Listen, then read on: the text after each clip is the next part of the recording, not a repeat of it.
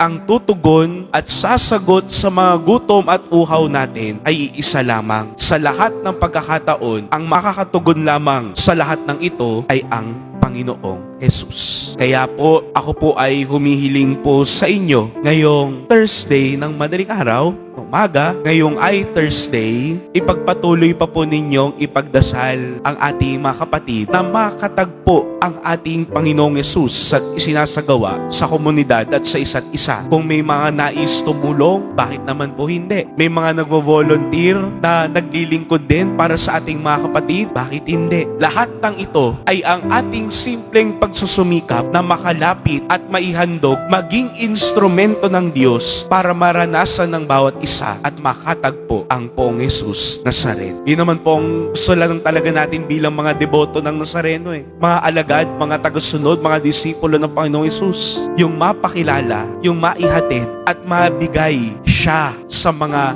naghahanap at nangangailangan ng kanyang presensya. Kaya po mga kapatid, patuloy po natin pagdasal ang bawat isa na kung meron man tayong mga kailangan pagdaanan, hinahanap-hanap natin ang Panginoon. Huwag sana tayong matakot na lumapit sa Kanya at pagdasal ang bawat isa nang sa gayon lagi tayong manatili sa paglilingkod, pagmamahal at pagsasabuhay sa mahal na pong Jesus Nazareno na muling nabuhay. Amen.